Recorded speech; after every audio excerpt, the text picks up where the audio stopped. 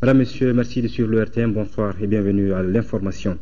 Une diplomatie active au service du développement du Mali, telle est l'ambition du nouvel ambassadeur du Mali en Turquie, Birahim Soumaré, reçu cet après-midi en audience par le président de la République, Ibrahim Boubacar Keïta.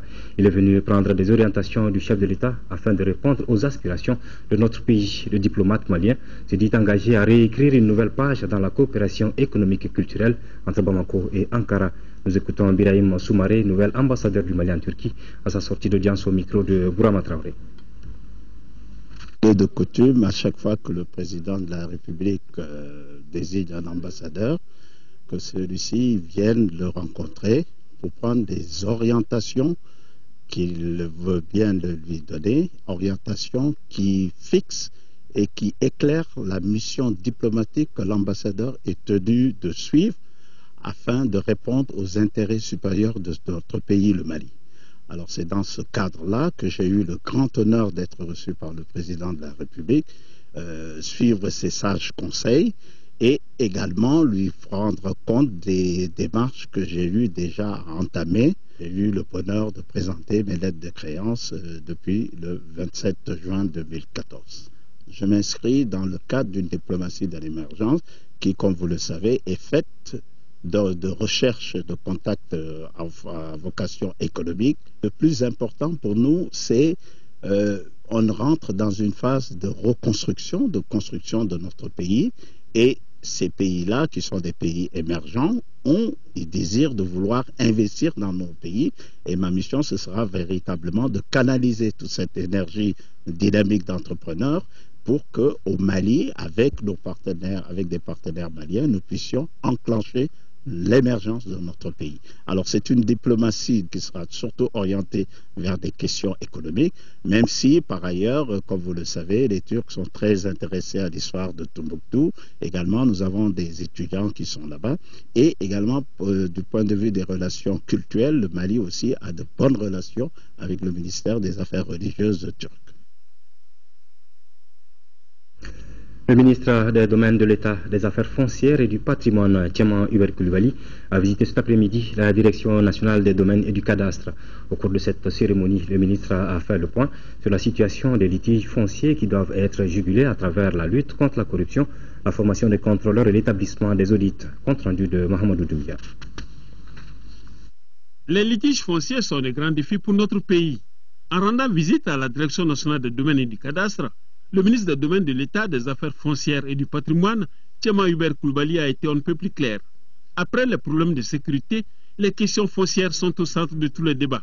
Ce que nous avons besoin de faire, en revanche, c'est de veiller à ce que dans nos services, notamment la Direction nationale des domaines et du cadastre, que la loi soit strictement respectée, que les procédures soient respectées et que à chaque instant, les décideurs que vous êtes, dotés de pouvoir d'action, vous ayez en tête la nécessaire équité entre les citoyens. Pour juguler les litiges fonciers chers au chef de l'État, il faut que la loi soit respectée, qu'il y ait l'équité, car ce sont les faibles et les pauvres qui sont souvent lésés. Une relecture des codes fonciers s'impose. Le président nous a confié mission d'assainir le secteur foncier, de tout faire pour que le Mali soit doté d'un système d'information foncière qui nous conduira vers un vrai cadastre pour servir les intérêts des populations, servir les intérêts de l'État. Pour l'amélioration de la gestion des domaines et du cadastre, il faut une institution forte, former des contrôleurs, établir des audits, immatriculer les domaines publics, lutter contre la corruption, sanctionner les fautifs pour créer au bout du compte la richesse pour l'État. Le cadastre, ça veut dire que chaque parcelle aura une identité. Et désormais, ça permet de voir clair dans la gestion foncière, ça permet d'éviter des chevauchements de titres, ça permet d'éviter des superpositions, ça permet de faire en sorte que les titres soient une sécurité au Mali. Les taxes d'extraction, les recettes domaniales, les dividendes de certaines sociétés minières qui n'ont jamais été payées doivent être mises à jour. Le collectif des acteurs de la société civile sur la sortie des crises au Mali estime que certaines parties prenantes ne sont pas représentatives des populations. Dans une déclaration livrée à la presse cet après-midi, le collectif de 15 organisations déplore la non prise en compte des groupes d'autodéfense et de la société civile. Du par Mamoutou Diabaté du Forum des organisations de la société civile, la déclaration a été présentée au cours d'une conférence de presse suivie par Moïse Traoré. Le collectif des acteurs de la société civile estime négociable seulement ce qui est conforme au droit ou ce qui est obtenu à la suite d'un consensus national. Le regroupement compte 15 organisations dont la plateforme Kel Tamashek, la communauté des Arabes Al-Karama et le Conseil national des jeunes. Les seuls représentants des populations des régions convoitées restent et demeurent ceux qui ont été mandatés par les populations pour parler à leur nom et du devenir de ces régions. Devant la vingtaine de journalistes, les orateurs ont rappelé les déclarations, missions, marches et sittings organisés par la société civile pour condamner les différentes formes d'agression subies par le Mali. Invitons les autorités, les Nations Unies à ne jamais valider un accord de paix avant de s'assurer qu'ils ne s'engagent dans un processus de cantonnement et de désarmement. Les pourparlers gouvernement-groupe armé ont débuté le 16 juillet 2014 à Alger. La société civile affirme se préparer à contribuer aux phases décisives. Madame Keïta Aminata Maïga, épouse du président de la République, vient d'offrir des vivres à des familles vulnérables de la commune 6 du district de Bamako à l'occasion du mois de Ramadan. Les bénéficiaires sont au nombre de 200 personnes. La remise a eu lieu cet après-midi à Banankabougou en présence des autorités communales. Reportage de Rachel Tessougui. L'opération de distribution de denrées alimentaires aux personnes vulnérables à l'occasion du mois de Ramadan se poursuit. C'est le tour de la commune 6 de recevoir les dons offerts par Madame Keïta Aminata Maïga, épouse du chef de l'État. Les bénéficiaires ont reçu chacun 25 kg de riz, 20 kg de sucre et de la viande. Nous voici de nouveau réunis, comme dans les précédentes communes, pour marquer la solidarité vis-à-vis de nos concitoyens démunis. Cet acte, nous l'avons posé grâce à la noble initiative de Madame Keïta Aminata Maïga, première dame du Mali.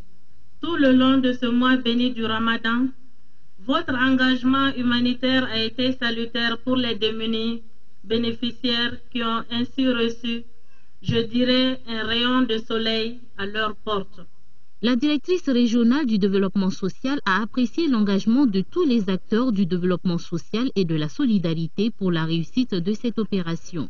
Nous nous réjouissons de l'heureuse opportunité offerte à la direction régionale du développement social et de l'économie solidaire que représente la dévolution de la conduite des opérations de distribution des denrées alimentaires de première nécessité aux centaines de personnes démunies à travers les 6 communes du district de Bamako. La commune 6 boucle ainsi l'opération de distribution de denrées alimentaires aux personnes vulnérables des 6 communes du district de Bamako. Dans le même registre, l'ONG Al-Farouk a remis hier des vivres à 800 familles nécessiteuses pour un montant de près de 18 millions de francs CFA. Cette donation s'inscrit dans le cadre de sa campagne Ramadan Solidarité qui vient de s'achever. La campagne a concerné 2500 familles démunies. Compte rendu de Sokona Kamisoko. La campagne Ramadan Solidarité de l'ONG Al-Farouk a pris fin sur toute l'étendue du territoire. Cette campagne de distribution de dons de vivres a profité à 2500 familles démunies.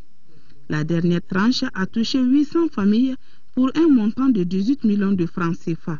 Une journée consacrée pour les réfugiés du Centrafrique avec certaines familles résidant à Bamako. Chaque famille doit en avoir 50 kg de mil, 25 kg de riz et 5 kg de sucre et 2 litres d'huile au nom de la population malienne, la population déplacée du Nord, déplacée du Centrafrique et toutes les fidèles musulmans. On fait l'appel à nos partenaires qui multiplient leur action humanitaire pour venir à leurs frères musulmans. Après avoir salué le geste de l'ONG Al-Farouk, les autorités présentes à la cérémonie ont formulé des bénédictions pour le Mali. Le message, c'est de formuler des vœux et des prières pour que ce genre d'initiative se répète, pour que l'ONG El Farouk puisse avoir davantage de moyens pour faire face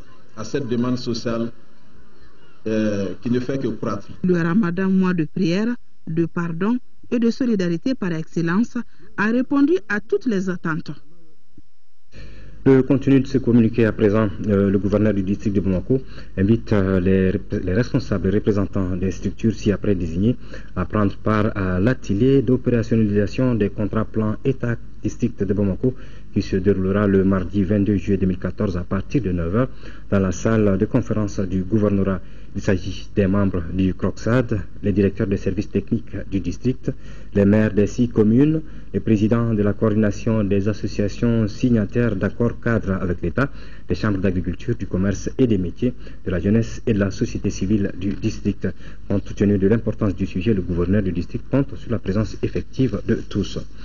L'Agence nationale de l'aviation civile a tenu ce matin la 15e session ordinaire de son conseil d'administration. Après l'adoption du projet d'ordre du jour, les administrateurs vont examiner les points d'exécution des recommandations issues de la 14e session, l'approbation du compte-rendu d'activité, le rapport financier du 31 décembre 2013 et le compte-rendu des activités du 31 mai 2014. Reportage de Garibou Pérou.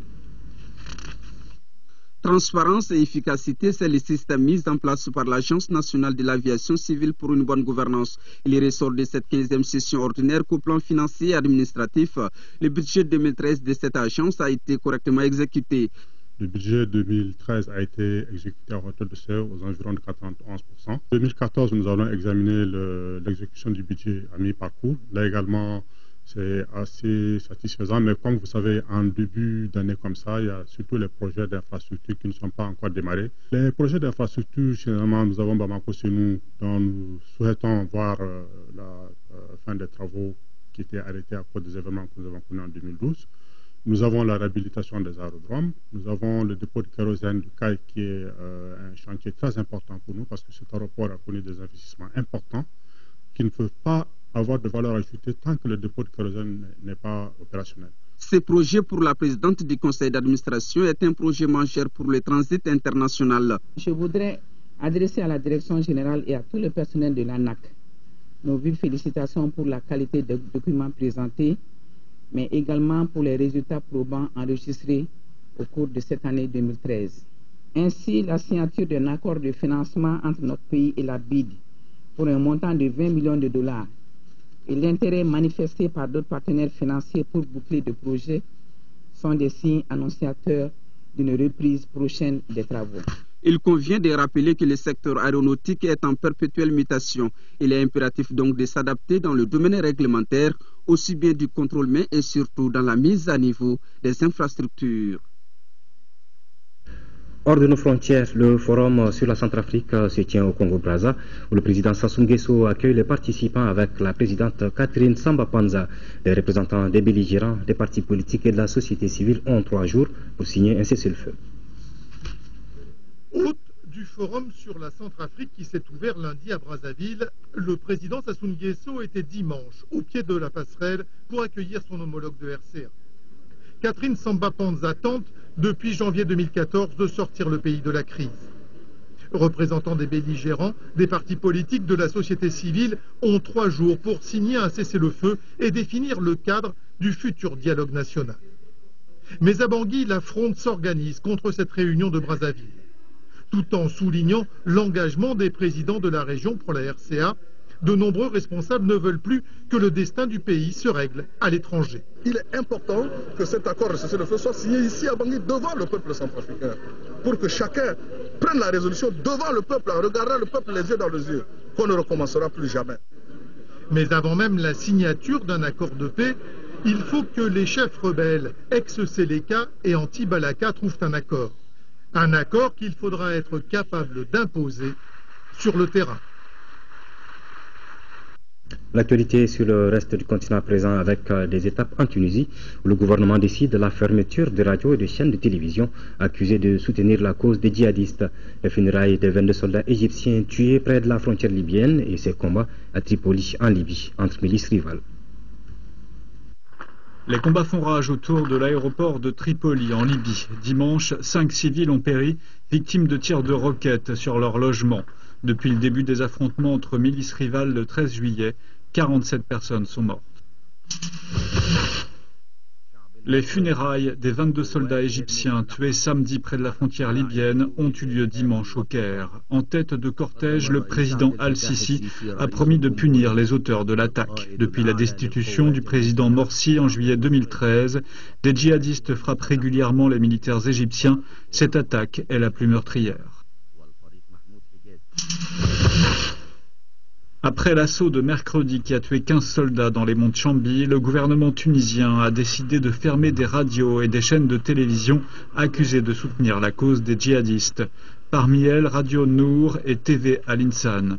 Les autorités ont également annoncé la fermeture de mosquées et l'arrestation de 15 personnes qui avaient célébré l'attaque contre les militaires. En Mauritanie, près d'une centaine de familles sont sans abri dans le sud-ouest du pays à cause de fortes pluies qui ont entraîné la rupture d'une digue. Des établissements scolaires et des locaux privés ont été réquisitionnés par les autorités pour reloger les sinistrés. Voici ce qui reste pour cette pauvre famille sinistrée au lendemain des fortes pluies tombées cette semaine en Bout, au sud-ouest de la Mauritanie. Un matelas et un lit pliable de fortune. 700 autres familles ont subi le même sort suite à la rupture de la vieille digue de protection de la ville. Le bilan matériel est lourd. 300 maisons détruites. C'est dramatique. Je ne demande qu'un abri pour moi et mes enfants. Des dizaines de familles ont pu être accueillies dans les établissements scolaires et des locaux privés réquisitionnés par les autorités. Des organisations non gouvernementales et des sociétés publiques ont fourni les premiers secours aux populations les plus nécessiteuses. On a reçu un don de 15 tonnes qu'on a réparti dans 6 zones.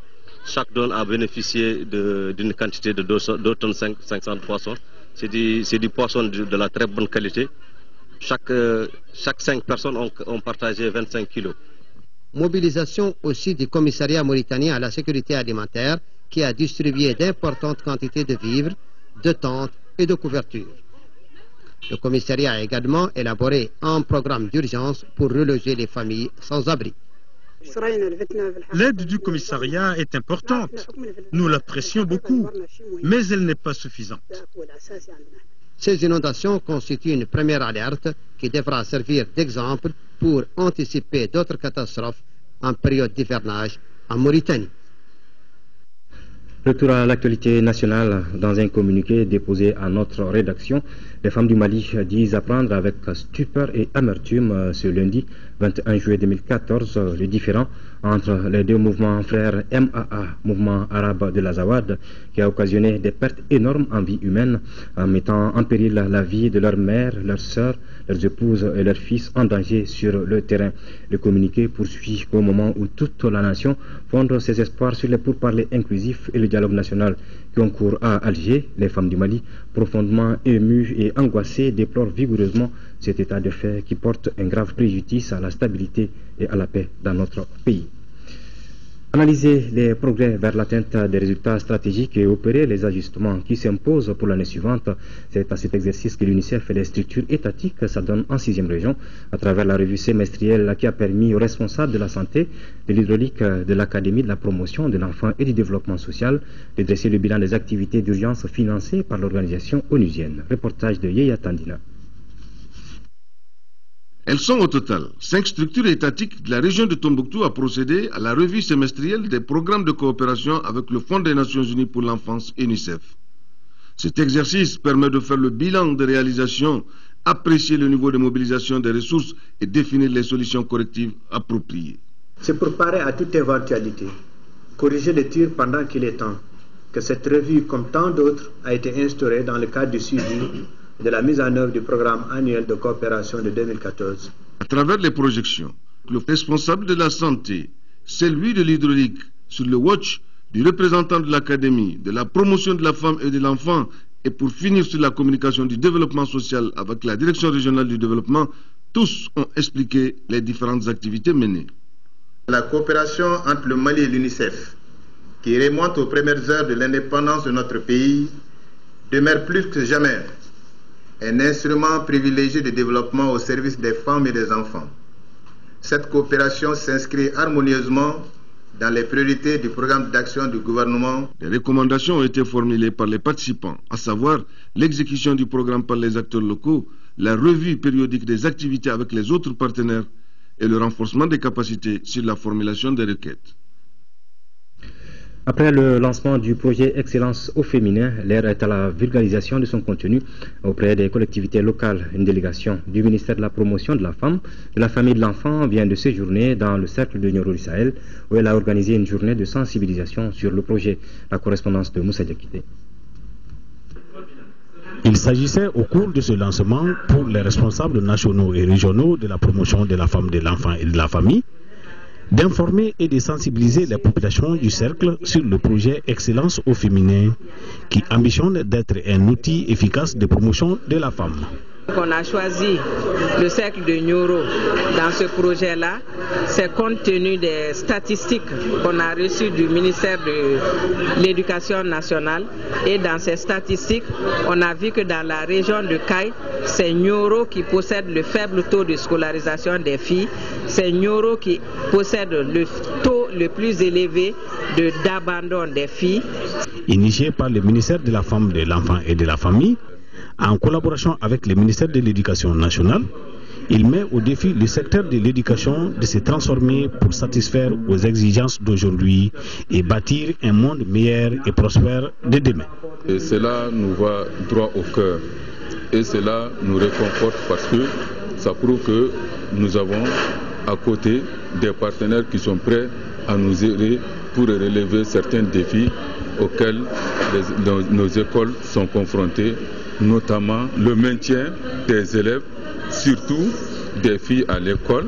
Le lancement de ce projet qui s'appelle Excellence au féminin nous réconforte beaucoup. Nous nous en réjouissons et nous prenons à bras le corps ce projet. Notons que l'objectif visé par ce projet, qui durera 4 ans, est de relever les nombreux défis liés à la promotion de la femme, notamment en matière de réussite scolaire des filles dans tous les ordres d'enseignement. Le drapeau national est l'un des symboles de la République et le respect de la montée des couleurs est une pratique observée dans les services de l'État. C'est ce qu'ont fait ce matin les autorités du ministère des Sports. Nous écoutons à cette occasion le ministre des Sports au micro de Alpha Maïga. Cette cérémonie, en tout cas solennelle, marque la volonté de restaurer les valeurs fondamentales de la République. Et vous savez, le Mali est un, comme on le dit, un peuple, un but, une foi. Et je rappelle à ce titre une réflexion de Mandela qui disait que pour que le peuple vive, il faut que les ethnies meurent. Autrement dit, nous sommes un seul peuple. Et en ce moment de repli identitaire, il est important pour nous, en tout cas, de nous retrouver autour de ce qui nous unit, de ce qui fait du Mali un seul peuple. Et c'est à travers ces couleurs nationales. Au-delà, nous sommes au niveau du département des sports ici, partout où nos sportifs partent, c'est pour défendre les couleurs nationales. Donc, pour nous, c'est important, en tout cas, à plusieurs titres. C'est une occasion aussi, chaque début de semaine, pour que tous les responsables du département, en tout cas, se retrouvent dans la cour du département pour marquer cette cérémonie ensemble. C'est souhaiter une très bonne semaine et au moins, en tout cas, avoir l'occasion de se serrer la main une fois par semaine. La cérémonie de décoration à titre posthume et étranger de l'adjudant-chef David Nikolic de l'opération Serval décédé la semaine dernière à la suite d'un attentat de véhicule à Al-Moustrat a eu lieu ce dimanche 20 juillet 2014 à l'aéroport international de Bamako-Sénou. Le corps de l'adjudant-chef David Nikolic a été décoré à titre posthume la médaille de la Croix de valeur militaire par le ministre de la Défense et des anciens combattants Badaou au nom du président de la République, chef suprême des armées Ibrahim Boubacar Keïta. Cette distinction pour le ministre de la Défense est un signe de remerciement des autorités maliennes à ce soldat qui a trouvé la mort pour la défense de notre patrie. La cérémonie a enregistré la présence des autorités militaires du Mali et de l'opération Serval. Sport à présent, championnat national de Ligue 1, 24e journée. Hier au stade Omnisport Modibo Keïta, le centre Salif Keïta et l'USFAS ont fait match nul 0 but partout. La seconde affiche a aussi enregistré un nul, cette fois-ci avec un but partout entre les COB et le Debo Club de Mopti. Compte rendu de Mamoudou Dante. Le Debo Club de Mopti, 15e, 14 points, a tenu en échec. Le club olympique de Bamako, 2e, 47 points, un but partout. Le club de la Vénus malienne qui se bat pour le maintien a fait jeu égal avec le COB. Tout s'est joué en première période. Suite à une pression sur la défense du COB, Yacouba Doumbouya marque contre son camp à la 31e minute. 1-0 pour le Debo. Juste avant la mi-temps, Mamadou Toungara établit la parité pour le COB, 1-1. En deuxième période, aucun but ne sera marqué. Ainsi, le Debo partage les points de la rencontre avec le club olympique de Bamako. Le football ne se limite pas sur le papier, le terrain, il faut le prouver. Ils nous ont montré qu'ils sont venus à Bamako pour faire un résultat, je pense qu'ils l'ont fait.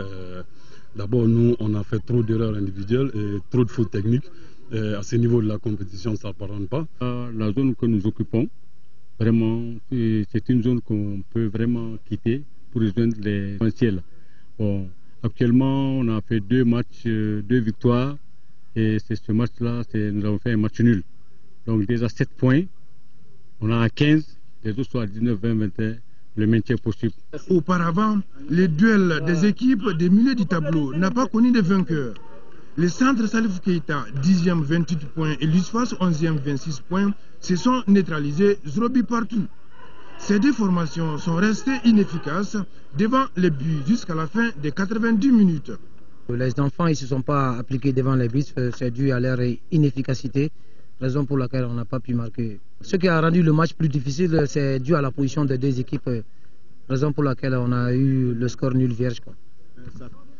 Un match nul, ça vaut mieux qu'une défaite.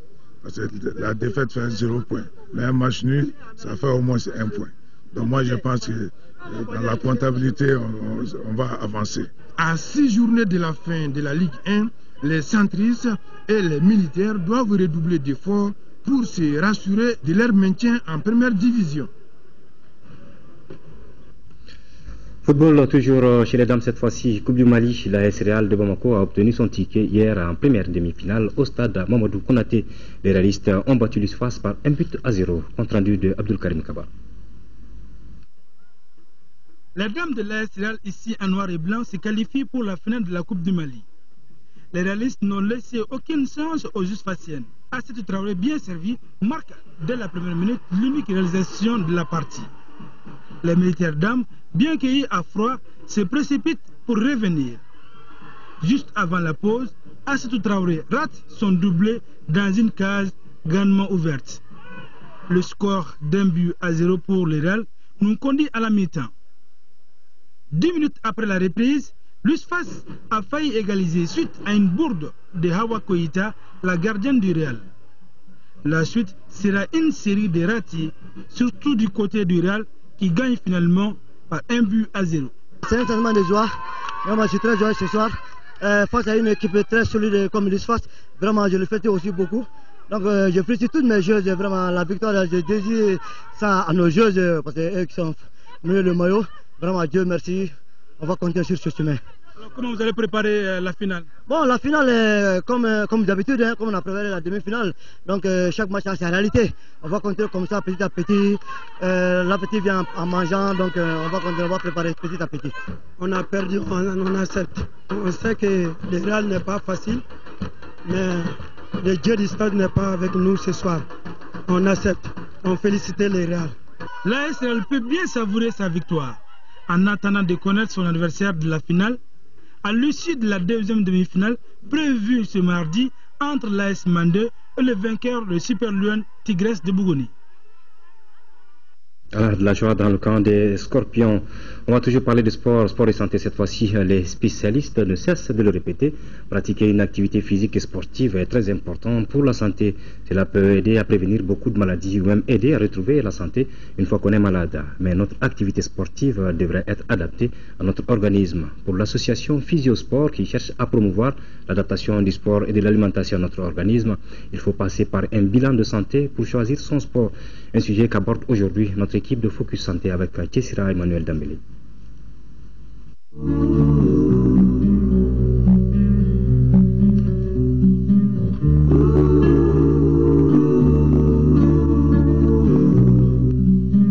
Les activités physiques et sportives, de par leur nature, font brûler plus de calories que d'habitude.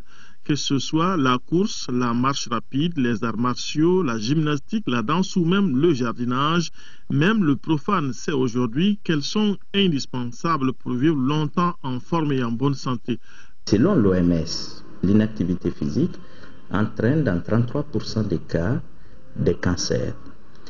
Et aussi, toujours selon l'OMS, il a été constaté que la mortalité par inactivité est 1,2 à 2 fois supérieure chez des patients ou des sujets qui sont inactifs comparativement aux sujets qui sont actifs. Contre presque chaque maladie, l'activité physique et sportive joue un rôle positif. Pour les maladies du système digestif, par exemple, ce sont les activités de renforcement de la musculature et de l'équilibre et les activités d'assouplissement qui sont conseillées. Les problèmes de gastrite, d'ulcère, l'activité physique en accélérant la vidange gastrique peut participer à améliorer ou à éviter la prévention de ces affections. Au niveau de la vésicule biliaire et avec le renforcement de la musculature et de la motricité intestinale, l'activité physique va favoriser la vidange de la vésicule biliaire et par conséquent éviter des problèmes de calcul de la vésicule biliaire. L'impact sur le foie, on sait bien que quand on est inactif, le plus souvent on emmagasine de la graisse. Et cette graisse peut s'emmagasiner au niveau du foie. L'activité physique permettra justement de dégrader les graisses, de faire en sorte que ces graisses ne se déposent pas au niveau du foie et par conséquent ce dépôt excessif de graisse au niveau du foie peut entraîner une maladie du foie qui peut conduire à la cirrhose du foie et même le cancer du foie. L'activité physique a un impact positif sur la survenue du cancer du côlon et du cancer du rectum. Ça participe à l'élimination des éléments carcinogènes qui n'auront pas suffisamment de temps pour pouvoir impacter sur la muqueuse du côlon. Mais le type d'activité physique ou sportive que nous menons souvent est-il adapté à l'organisme et à ce que nous attendons de l'effort?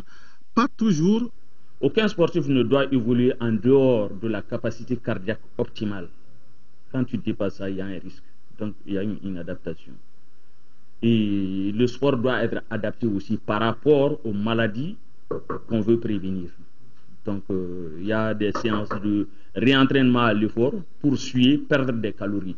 Et il y a des sports aussi pour renforcer localement des muscles. Pour faire un bon sport, un sport efficace, un sport sans danger, il faut un bilan ad hoc. Bilan de l'appareil locomoteur, paramètres biologiques et surtout les paramètres cardiaques. Donc il faut les connaître, c'est indispensable. Il faut adapter son sport à sa pathologie.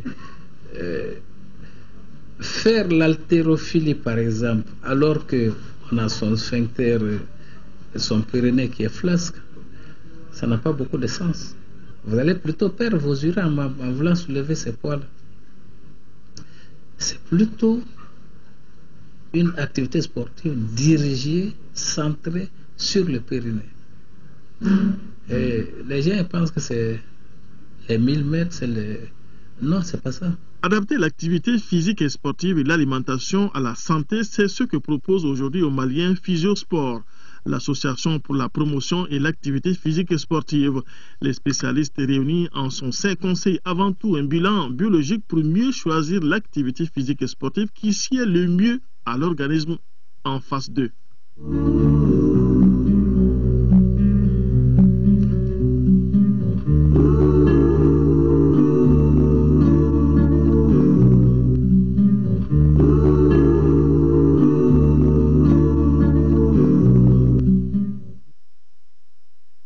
Voilà, faisons donc tous un bilan de santé pour savoir quel sport nous convient le mieux. C'est sur ces notes que nous fermons ce journal. Merci de l'avoir suivi. Les prochains rendez-vous d'information sur le RTM sont prévus pour demain 10h et 13h avec une présentation de Khadijatou Kone. Merci et bonsoir.